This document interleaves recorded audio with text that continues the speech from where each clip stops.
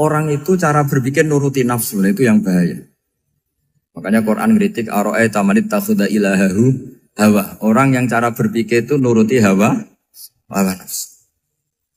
Kalau zaman Nabi, zaman sahabat, zaman ulama, itu enggak seperti itu. Sehingga cara berpikir itu mudah. Makanya kata Nabi, absyiru ya ma'syaral muslimin, kata. Kamu harus senang ya ma'syaral muslimin. Allah sekarang buka pintu langit yang sebelumnya enggak pernah dibuka. Dan Allah yubahi bikum malaikatah. Dan Allah membanggakan kamu kepada para malaikat. Kenapa? Umatnya Muhammad, umatnya Rasulullah Muhammad SAW, itu kalau sampean kepengen mati setiap saat itu baik, itu resepnya gampang kata Nabi. Addu faridotan wantadzoru ukhra. Jadi Allah memberitahu, ya Muhammad, umatmu ini luar biasa. Jadi misalnya tadi kita sholat subuh, ditanya, Bahak kamu sekarang ngapain? Nunggu sholat duhur ya. Setelah sholat duhur ditanya lagi nunggu apa asar. Sehingga faman kanat hijratuhu ila wa rasulih fa hijratuhu ila wahi. Jadi kalau ya sudah ini tak ijazahkan. Kalau setelah sholat subuh nunggu apa? Duhur. Setelah duhur nunggu. Sehingga ketika kita mati itu statusnya penunggu sholat. Tapi kamu kan enggak miskin. Kenapa? Penunggu kaya. Nah, itu enggak masuk surga itu. Penunggu kemapanan. Berarti kan menunggu sesuatu yang seleranya nafsu. Beda kalau penunggu sholat. Berarti kamu di dunia menunggu ritual ibadah. Maka di antara ijazahnya Nabi apa? Addu faridotan wantadzoru ukhra. Melakukan satu fardu. Kemudian kita menunggu tugas berikutnya. Jadi niati saja setelah subuh nunggu apa? Duhur. Setelah duhur, meskipun kita di perapatan. Apa? Nunggu asar. Ya. Tapi ya asar betul. Jangan nunggu tok pas asar. Enggak. Jadi sebetulnya umat ini gampang sekali. Jadi di antara kebanggaan Allah, yubahi itu Allah bangga dengan malaikatnya adalah umat ini adalah addu faridotan wantadzoru ukhra. Melakukan satu fardu, kemudian menunggu fardu yang lain. Dari mengkhidmati kampus, ingin mengkhidmati masyarakat. Dari satu masyarakat lokal Semarang menjadi sampai sekarang, sampai Banjarmasin, Unisula mau bikin kampus di sana, terus gitu. Dari satu tugas ke tugas yang lain. Makanya Islam diajarkan setelah satu tugas selesai, faida faruhtafan so. Jadi sehingga hidup kita itu dinamis. Dari satu kebaikan menunggu kebaikan lain, dari satu kebaikan menunggu. Sehingga hidup kita ngapain?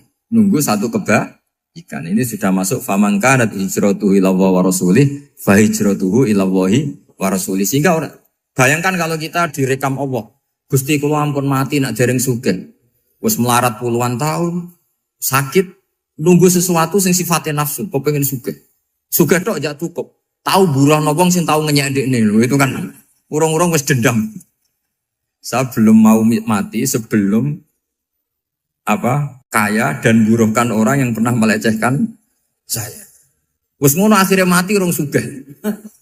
Berarti wis fakir matine hasud. Mau itu ngenes dunia akhirat kan kira-kira seperti itu. Kamu santai aja kalau fakir berarti meringankan hisab karena ada banyak harta. Yang mau dihisab papanya, enggak punya apa-apa. Jadi saya mohon sekali ya, Islam itu mengawal kebahagiaan.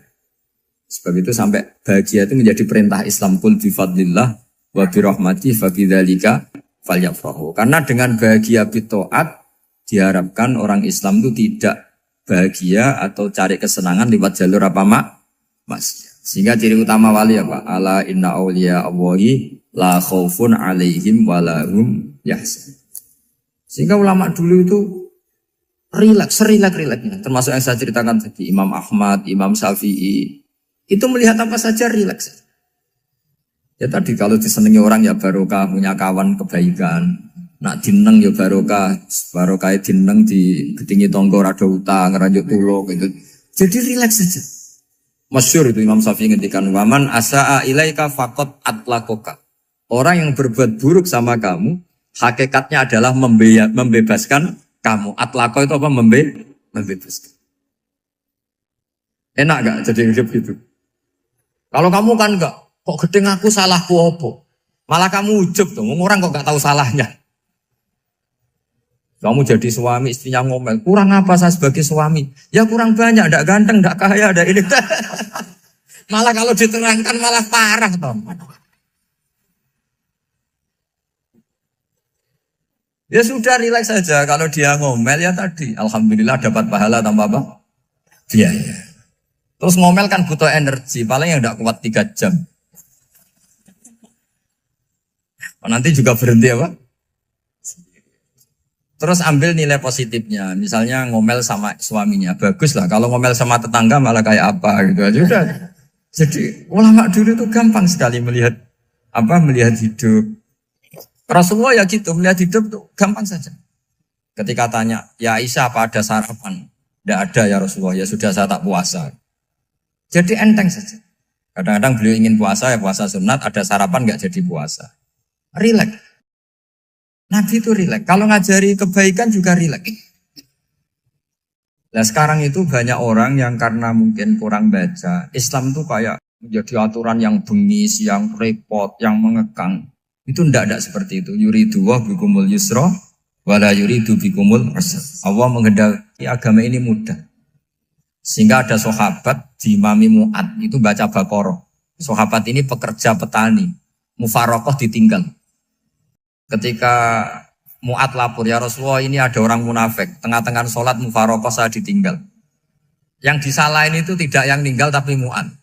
Afattanun anta ya Mu'ad, kami itu tukang fitnah. Masa ngimami petani pakai surat Baqarah? Jadi yang disalahkan ini imamnya.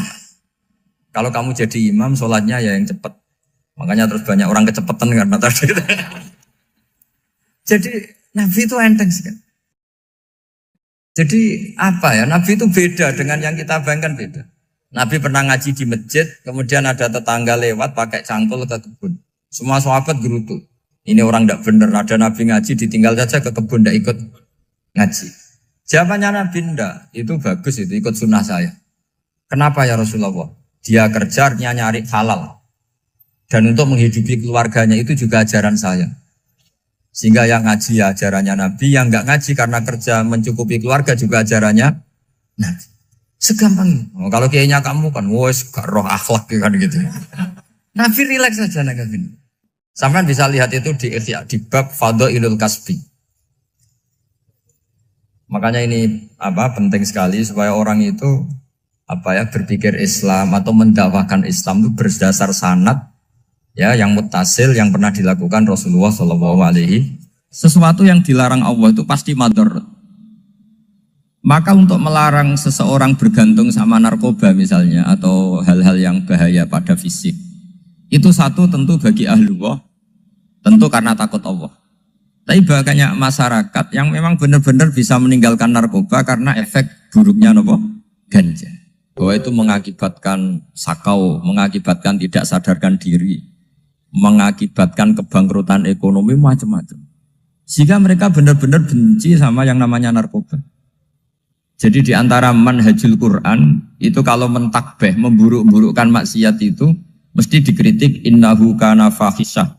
Innahu kana fahisyata wa makta wa sa'a sabila. Innahu kana fahisyata wa sa'a sabila. Diulang beberapa kali. Sehingga dibutuhkan kecakapan untuk menganggap satu hal yang buruk itu fahsyah, sesuatu yang enggak rasional, sesuatu yang tidak positif, sesuatu yang pasti berdampak negatif. Sehingga kalau misalnya tadi dibacakan oleh Qori, kuntum khaira ummatin ukhrijat linnasi ta'muruna bil ma'ruf wa tanhauna 'anil munkar. Untuk berhenti dari kemungkaran itu satu takbihun litil kal munkar atau litil kal munkarat, bahwa mungkarat itu kita cap, kita stigmasi bahwa itu buruk sekali. Seperti Nabi mengajarkan pemuda tadi, masa kamu suka ibu kamu digitukin lelaki lain, putri kamu, bule kamu, bude kamu, sehingga orang ini pikirannya termindset betapa buruknya zina. Sama seperti kita sukses memindset betapa buruknya narkoba, betapa buruknya bahan-bahan terlarang. Begitu juga seterusnya, terus pengkhianat dan sebagainya. Tapi problem manusia adalah dia itu akan mencari kebahagiaan atau kesenangan sesaat. Maka caranya gimana? Keinginan senang lewat maksiat ini dilawan dengan nyaman dengan taat. Saya ulang lagi, nyaman dengan taat. Sehingga ulama dulu punya kalimatul munajat, artinya kalimat hubungan pribadi sama Allah yang menjadikan orang itu nyaman. Dan ini yang diajarkan kitab-kitab tasawuf. Kitab tasawuf itu sukses mengajarkan melihat alam raya ini semuanya nyaman, termasuk yang mengecewakan. Itu dianggap nyaman. Saya berkali-kali mengajarkan ilmu ini karena ini musalsal ila Rasulillah SAW. Itu pernah suatu saat Imam Ahmad itu dipanggil sama tetangganya, anak muda. Tentu Imam Ahmad ini orang yang sangat soleh, sangat waroi, sangat tunduk sama perintahnya Allah dan Rasul. Pemuda tadi manggil, ya Ahmad, datang ke rumah saya. Imam Ahmad datang.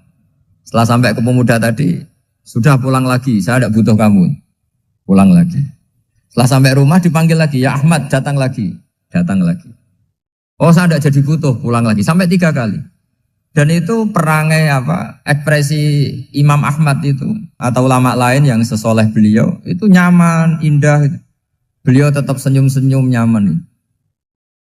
Beliau tidak tersinggung, tidak terprovokasi, pokoknya tidak tersinggung, kelihatan nyaman. Lama-lama pemuda ini terus tanya, ya Ahmad, kamu saya perlakukan seperti ini kok tidak tersinggung? Kamu senyum-senyum saja, happy-happy saja. Jawabnya Imam Ahmad itu unik. Wahai pemuda, saya kamu panggil itu senang sekali. Karena kata Nabi, kalau kamu iman dengan Allah dan Rasul, maka hormatilah tetangga. Jadi saya senang. Karena nuruti perintah Allah untuk menghormati tetangga. Jadi tidak ada urusannya dengan kamu. Kagetnya kayak apa?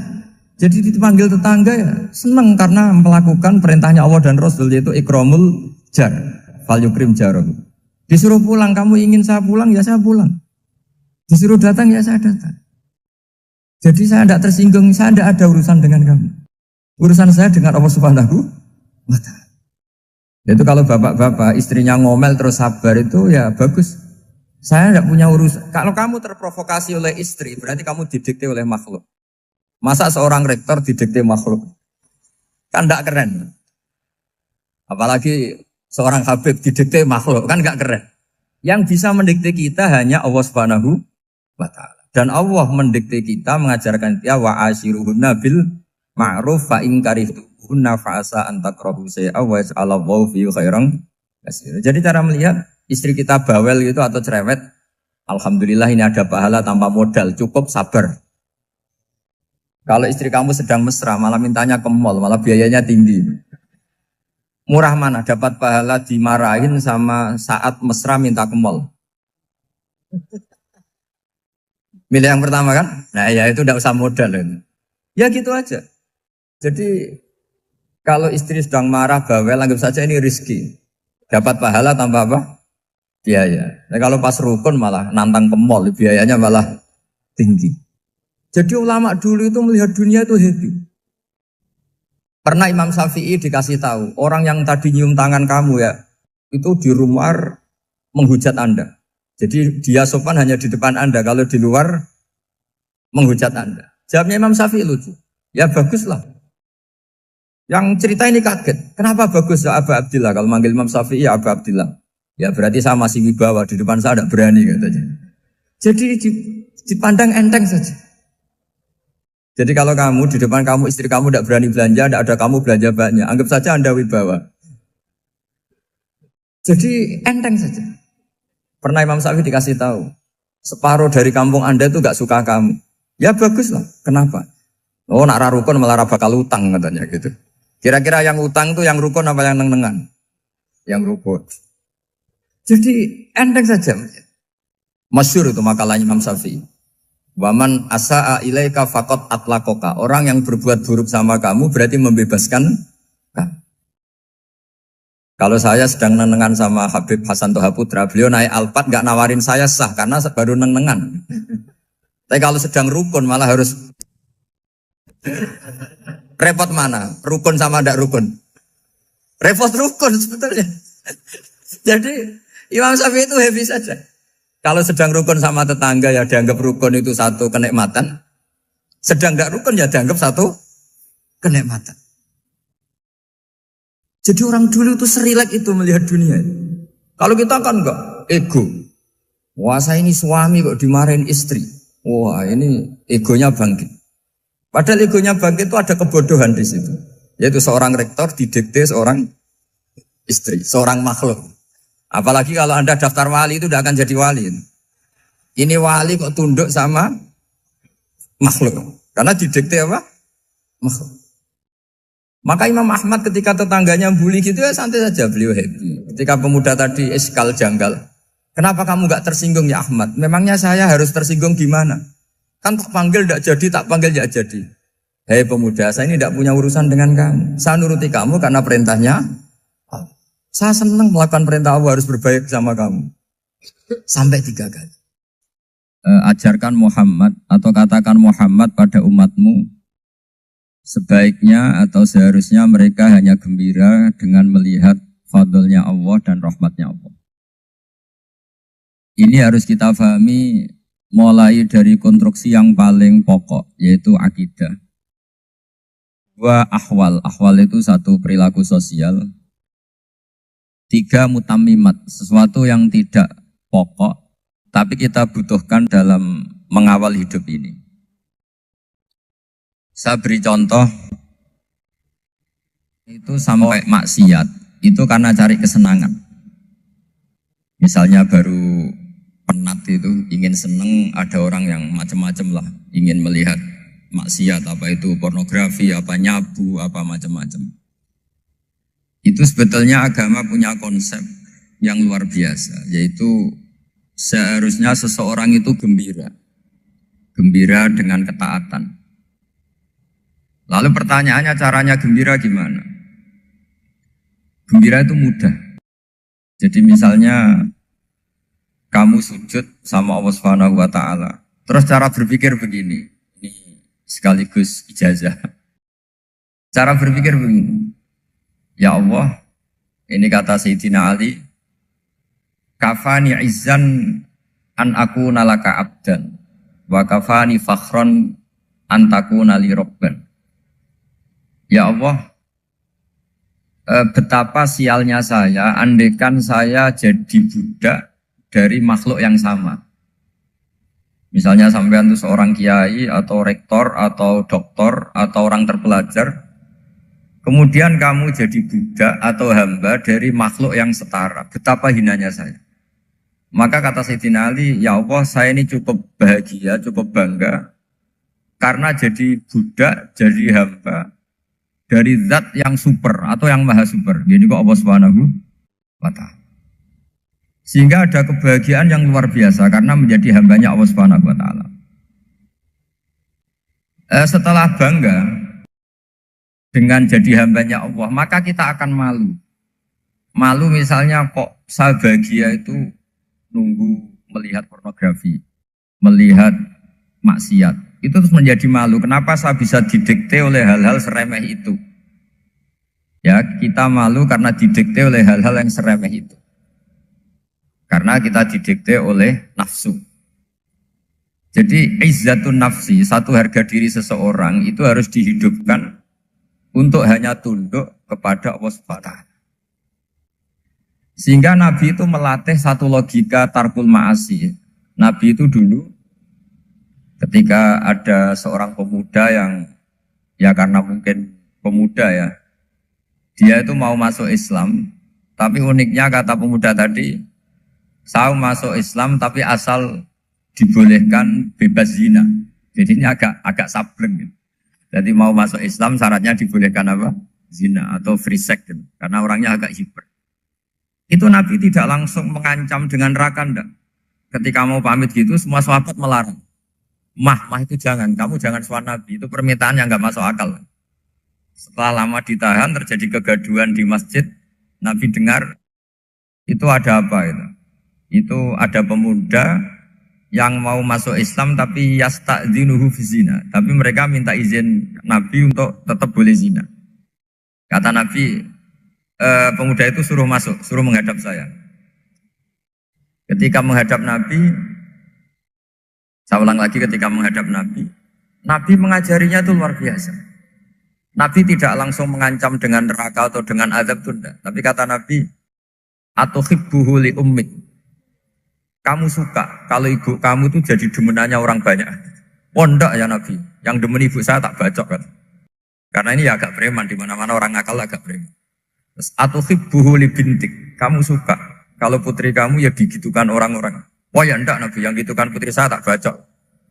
Atau hibbuhu li kholatik. Kamu suka kalau bule kamu digitukan. Atau hibbuhu li ammatik. Kamu suka kalau saudara bapak kamu digitukan. Nabi itu mengeset ya. Cara sekarang itu cuci otak mungkin. Nabi itu meluruskan otaknya anak muda itu. Betapa buruknya zina. Cara bahasa Arab ditakbih. Betapa buruknya zina. Kamu suka kalau korbannya ibu kamu, putri kamu, bude kamu, bule kamu. Sehingga orang itu matur ya hasbuka ya Rasulullah, ini sudah cukup. Saya tidak pernah melihat sesuatu seburuk zina. Jadi fa'al qawwa fi qalbihi bughdha zina. Kemudian Allah meletakkan di hatinya, menanamkan benci zina. Sehingga akhirnya pemuda tadi menjadi iffah, menjadi menghindari zina. Artinya begini ya, ini mungkin yang lolos dari para kita sebagai dai, kita tidak belajar banyak tarbiyahnya Rasulullah Shallallahu Alaihi Wasallam. Jadi kalau kita benci maksiat, itu jangan hanya ditakhzir, ditakutkan neraka itu enggak. Jangan hanya itu. Tapi di logika. Jadi kalau kita menghindari maksiat, itu selain karena takut azab, itu ada logika. Ada rangkaian pikiran yang menjadikan kita anti satu perbuatan apa maksiat. Jadi misalnya gini ya, kira-kira ginilah kalau contoh gampang itu. Ada orang gitu ya, nyanyi dengan pakaian yang mungkin pornografi gitu. Mungkin pemuda-pemuda ingin melihat itu, tapi bisa diobati gini. Kok enak dekne mergawe kok tak bayar ya, aku kehilangan duit. Meskipun dengan logika yang agak serampangan, yang penting menjadi kita ini punya harga diri untuk tidak tergantung hal-hal seperti itu. Sehingga Nabi itu cara menggambarkan tadi mulai atau hibbuhu li umma, kalau ibu kamu jadi demenannya orang lain. Pemuda tadi bilang yang demen ibu saya mau saya bunuh. Ditambah lagi atau hibbuhu li bintik. Bagaimana kalau korbannya putri kamu, bule kamu, bude kamu. Sehingga terus si pemuda tadi betapa buruknya zina. Betapa murahnya zina. Akhirnya pemuda tadi al-qawwa fi qalbi bughdha zina. Terus kemudian pemuda tadi itu sangat membenci dengan apa? Berzina. Nah, pikiran-pikiran seperti ini harus kita tanamkan. Harus kita tanamkan supaya orang itu benci melakukan maksiat. Karena satu memang takut sukhtuwah, takut dibendu Allah atau dibenci Allah. Dua memang logika kita mengarahkan tidak maksiat. Saya beri contoh ya betapa pentingnya mindset ya, cara berpikir. Orang itu menjadi kikir itu karena nganggap hidup itu lama dan uang itu penting. Kalau zaman Nabi itu sederhana kalau melihat hidup ini. Pernah suatu saat Nabi itu punya jatah makan karena Nabi itu hidupnya juga pas-pasan. Jadi Nabi itu unik. Beliau di satu sisi kaya raya, bisa ngurmat Abu Hurairah, Ammar, Suhaib. Ashabu Sufa itu dirawat Nabi semua. Itu kan kaya, bisa merawat sekian orang. Tapi di sisi yang lain untuk pribadinya beliau miskin. Kadang nggak bisa makan hari itu. Tapi di saat yang sama bisa merawat Ahlus Sufa. Jadi keliru kalau orang hanya cerita Nabi itu miskin, untuk makan dirinya aja susah. Itu keliru. Kelirunya kalau tidak diteruskan, tapi Nabi mampu menghidupi Ahlus Sufa.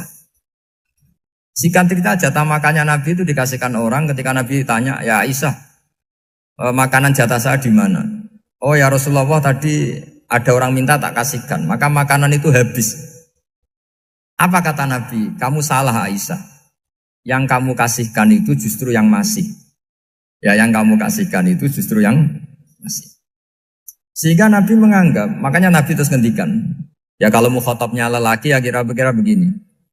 Wahallaka min malika illa ma akalta fa'afnaita walabista fa'ablaita. Terus tanya, watasoddaqta fa'abqaita, kata Nabi. Harta kamu ya kamu makan, kemudian ke WC, jadi kotoran, atau punya pakaian mewah, nanti rusak. Watasoddaqta fa'abqaita. Ada yang kamu sedekahkan, yaitu yang abadi sampai akhir. Sehingga banyak pengusaha yang mencintai saya setelah tak ajari hadis itu. Misalnya punya uang 1 miliar karena dia spekulan atau pedagang rawan bangkrut, disedekahkan ke masjid 50 juta, yaitu yang abadi. Jadi kalau suatu saat bangkrut, dia masih punya uang 50 juta di akhirat. Jadi Nabi itu mengajari sedekah itu apa? Ya sedekah itu pengabadian uang. Kalau kita kan enggak, bilang sedekah itu nguras uang. Itu pikirannya setan, dan pikirannya orang Islam. Itu cara berpikir setan, bukan cara berpikir umat apa. Sehingga Sayyid Ali Zainal Abidin itu kalau ada orang minta, kemudian beliau ngasih, itu beliau bilang gini, marhaban biman hamala zati ilal akhirah. Matur nuwun nggih jenengan sing beto sangu kula nate. Jadi dianggap teller saja. Orang yang minta uang beliau itu dianggap tukang nyatet bank ini. Karena sudah ditabungkan. Ya sudah. Kalau kita kan enggak, wah pengemis tuh ganggu gini-gini. Kecuali pengemis profesi ya mungkin kita agak-agak enak. Pada zaman akhir tuh ada pengemis apa? Profesi. Jadi repot teman. Terus tak beri contoh lagi kebahagiaan ketika kita milih Islam moderat. Islam kita diajarkan guru-guru kita, utamanya oleh guru kita Mbah Maimun. Saya juga sering ketemu beberapa ulama dunia, termasuk Habib Umar. Saya juga ikut sowan ke sini pas beliau sama Habib ini Hasan Toha Putra di sini sama orang-orang moderat. Itu cara berpikir juga luar biasa indah. Beliau pernah cerita ya, beberapa ulama lah, banyak yang cerita itu. Saya pernah diceritani seorang alim ketika ada orang ekstremis itu mau ngebom di tempat maksiat. Kebetulan yang maksiat itu kebanyakan ya orang Islam. Karena di negara yang mayoritas Islam. Ditanya sama Syekh Sa'rawi. Syekh Sa'rawi itu mufassir top di mana? Mesir. Ini mau tak habisin karena mereka orang Islam kok maksiat terus. Terus ditanya sama Imam Sa'rawi. Laumatu ala khini ma'asihim aina masiruhum. Kalau mereka mati dalam keadaan maksiat, mereka kemana? Ya ilanar, mereka pasti masuk neraka. Terus ditanya sama Imam Sa'rawi. Wahal masiruhum ilanar muradun nabi amlan. Punya umat maksiat kemudian mati masuk neraka, itu yang diinginkan Nabi apa enggak? Ya tidak aja. Ya sudah, enggak usah dibom, ditunggu tobatnya kata. Karena kalau mati dalam keadaan itu ke neraka dan itu tidak yang diinginkan Rasulullah Sallallahu Alaihi Wasallam. Terus ekstremis ini menjadi tobat, tidak berpikir ekstremis Mas. Jadi orang itu harus berpikir mindset yang baik. Meskipun kadang berpikir baik itu ya agak-agak kacau. Ada seorang wali majdub itu kalau berdoa agak kacau, tapi nggak bisa dibantah. Masyhur itu doa itu. Ini sekaligus ijazah, tapi kalau sebelum wali nggak boleh. Itu datang ke makamnya Rasulullah SAW. Terus doanya itu begini. Ya Allah, sekarang terserah engkau. Ya Allah, sekarang terserah engkau. Jika saya kamu jadikan orang soleh, jika saya engkau jadikan orang soleh, maka surra habibuk, maka kekasihmu ini senang. Yang susah musuhmu yaitu setan. Tapi kalau engkau menjadikan saya orang fasik, maka yang susah kekasihmu, yang senang musuhmu. Jadi kan punya dua pilihan itu. Wah itu kan doa tapi kayak teror itu. Ya jadi berdoa di Raudhah. Wah itu pasti mandi itu karena agak-agak maksa Tuhan itu. Ya Allah, engkau punya dua pilihan. Jika saya jadi orang soleh, maka kekasihmu ini senang. Musuhmu yang susah yaitu setan. Tapi jika saya jadi orang fasik, maka musuhmu yang senang, kekasihmu yang susah. Mohon terserah jenengan, mau menyenangkan kekasihmu, apa menyenangkan musuhmu gitu. Kira-kira gimana? Kalau tertarik boleh doa itu dipraktekkan. Tapi kayaknya kalau copy paste itu gak keren, apa? Jadi dulu orang itu muamalah sama Allah dan Rasul itu rileks. Rileks itu nyaman karena ya tadi qul bi fadlillah wa bi rahmati fa bidzalika falyafrah. Sehingga Imam Izzuddin bin Abdissalam itu ngendikan innalladzina yarmunal muhsanatil ghafilat. Di antara kebaikannya ibu-ibu atau mbak-mbak ini harus berstatus ghafilat. Perempuan-perempuan pelupa. Ghafilat itu pelupa. Pelupa dari kenikmatan maksiat sehingga mereka dengan taat. Misalnya ada ibu-ibu atau mbak-mbak atau juga bapak-bapak tahajud, kemudian nyaman dengan tahajud itu. Kira-kira terbersit enggak ingin maksiat? Enggak kan, karena sudah nyaman dengan tahajud, dengan taat. Maka dibutuhkan kenyamanan dalam beribadah. Sebab itu ala bidzikrillahi tatmainnul qulub. Makanya saya termasuk kiai yang setiap ngaji itu happy, seneng. Karena ini untuk kampanye, seneng dengan ngaji, dengan taat itu sudah luar biasa. Kayak apa kalau mereka senengnya kalau nunggu melakukan maksiat. Jadi termasuk bentuk perlawanan kita terhadap maksiat adalah usahakan kamu tuh bahagia, senang dengan taat. Istiqnas billah, mu'anasah billah, farah billah, itmi'nan tumaknina billah. Sehingga ini mencukupkan kita tidak berkebutuhan maksiat. Meskipun kita ya manusia, pasti suatu saat atau sudah pernah maksiat. Serasa diceritakan lah, ini gue mesti gitu. Lah orang-orang dulu itu orang yang sukses mengelola bahagia ma'allah wa billah walillah. Jika wali-wali dulu itu jadi wali itu tidak mesti karena ibadahnya banyak, itu enggak.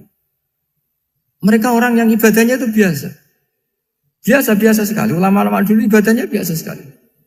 Tapi qulubuhum ma'allah, hatinya itu ma'allah. Itu ada seorang wali itu jadi wali, Umar bin Abdul Aziz yang dikenal khamisul khulafa. Khamisul khulafa. Di luar khulafa ar-rasyidin 4, di antara yang soleh adalah siapa? Umar bin Abdul Aziz. Itu ketika mau meninggal, itu senangnya bukan main. Itu semuanya nangis, beliau senang. Terus tanya, kenapa kamu senang? Memangnya saya kalau mati itu kemana aja? Ila khairi madhubin ilah, ke zat terbaik. Dibang urip mbek kowe bulet atau mbek arhamur rahimin gitu. Yaitu Allah Subhanahu. Jalaluddin Ar-Rumi ketika mau meninggal itu muridnya nangis semua, beliau marah.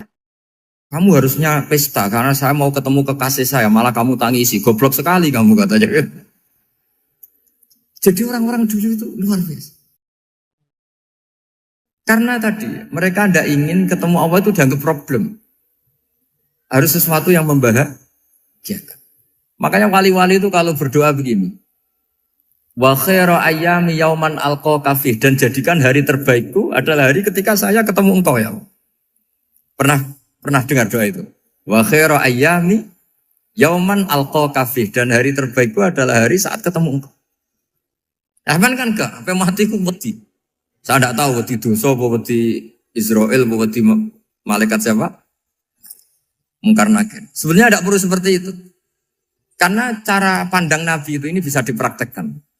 Kalau kamu orang baik, mati artinya apa? Ya baik.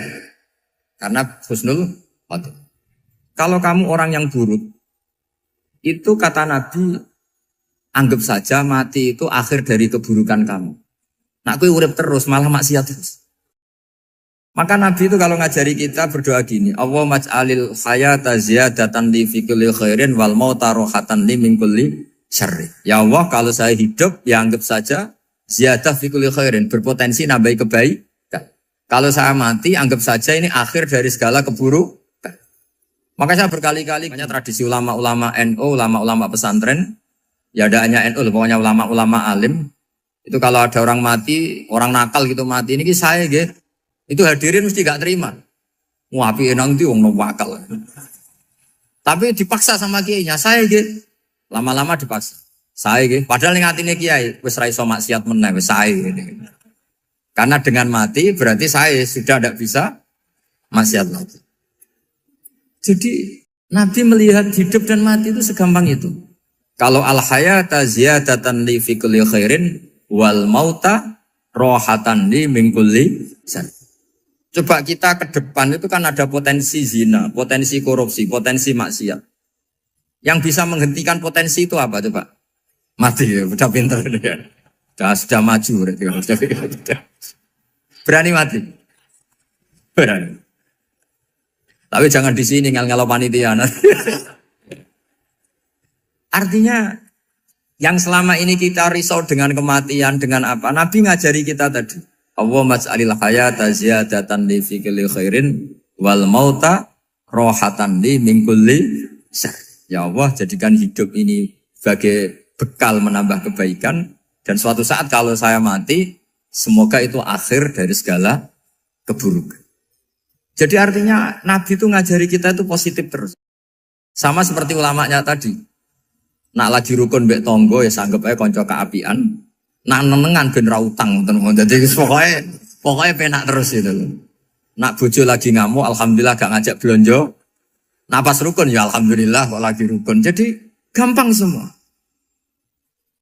Makanya ada seorang alim itu ngendikan begini, ada yang tanya. Saya tuh dulu ketika kaya, teman saya sering main ke saya. Setelah saya miskin gak ada teman-teman yang ke saya. Dikira si Habib ini kebetulan orangnya Habib itu mendukung keluhan dia. Ternyata enggak. Si orang alim itu bilang gini, malah bagus tuh gitu. Kowe wis melarat buruhe wong. Ya sudah kamu miskin buruhnya orang lain. Misalnya tukang manol di pasar atau tukang becak. Kemudian teman-teman kamu datang, malah kamu malu tuh jadi tontonan. Bagus kalau mereka lupa, pas kamu miskin tidak ada yang lihat katanya. Jadi apa ya, dianggap enteng saja gitu. Akhirnya orang ini nggak jadi ngeluh. Selama ini kan kita ngeluh ya, ketika miskin teman-teman nggak datang. Coba kalau mereka datang pas kamu buruh bikin botol di orang lain. Mantan bos buruh, malu gak? Milih datang kepada? Nggak lah, sudah bener itu. Jadi ulama dulu itu makanya sering baca biar tahu solusi hidup. Jadi ulama dulu itu gampang sekali melihat kehidupan itu. Gampang sekali, indah, gampang. Kebahagiaan ini pula yang harus kita latih dalam melakukan ketaatan. Tapi memang obsesi saya terbesar atau cita-cita saya terbesar memang setiap ngaji saya ingin orang mukmin semuanya itu bahagia. Dengan bahagia itu mereka tidak neko-neko ingin mencari kebahagiaan lewat jalur apa maksiat. Sehingga dalam konstitusi ulama yang ditulis di kitab-kitab usul fikih, dan itu kitab yang saya kaji, selalu saya kaji, itu membela-bela sesuatu yang mubah itu sampai luar biasa. Karena melihat mubah itu, misalnya Anda tidur itu berstatus mubah. Anda bermain catur berstatus mubah. Anda rileks sama teman jagongan semalam dengan teman rektor atau dosen atau yayasan itu, melihatnya bukan mubah, tapi tarkul maksiyah. Misalnya saya semalaman asik musamarah itu jagongan malam sama Habib Toha Al-Munawwar. Itu awang ngitungnya bukan, wah ini jagongan ngalor ngidul tidak penting tuh enggak. Malam itu bahak tidak ke dugem, tidak ke tempat maksiat. Sehingga ada ulama yang mengatakan mubah itu enggak ada. Saya ulang lagi, mubah itu enggak ada. Kan umumnya ulama bagikan wajib, ya kan, haram gitu. Terus diantaranya mubah, sunat, makruh. Ada ulama yang mengatakan mubah itu enggak ada. Kenapa? Logikanya begini, itsma min mubahin illa wa yatahaqqaqu bihi tarku haramimma. Karena ada mubah yang Anda lakukan kecuali saat itu pasti ditinggalkannya sebuah keharaman. Misalnya Anda sedang jagungan sama istri di luar, di rumah, asik di rumah semalaman. Mungkin bahas hal-hal yang ringan. Mungkin melihat sinetron atau apa yang ringan. Tapi di situ terjadi Anda meninggalkan ke tempat-tempat maksiat. Sekarang ninggal maksiat itu wajib apa mubah? Wajib. Padahal Anda sedang melakukanmu. Nah itu dicatat oleh Allah itu tarkul haram, meninggalkan keharam. Jika masyhur dalam cerita wali-wali itu, Abu Yazid yang seperti itu ibadahnya pernah tanya, ya Allah lalu yang makomnya orang seperti saya siapa? Karena beliau semalaman ibadah terus. Sama Allah dijawab, ya yang tidur di pinggir kamu itu. Abu Yazid, loh kok bisa ya Allah? Dia kan tidur terus. Ya kan dia tidur berarti meninggalkan keharaman. Ngomong sing potongan tukang maksiat itu apik turu apik melek kira-kira. Apik turu. Timbang sama nak melek pola wis turu ae kira-kira gitu. Jadi enggak usah dipaksa tahajud, dipaksa qiyamul lail itu. Iya kalau qiyamul lail. Kalau dapat informasi, ke sini ikut saya terus katut kan repot.